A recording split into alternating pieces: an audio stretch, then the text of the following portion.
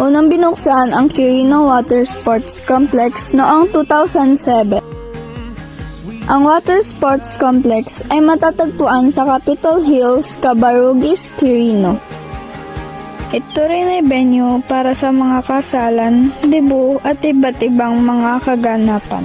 Ang una at tanging full course ng water park sa Cagayan.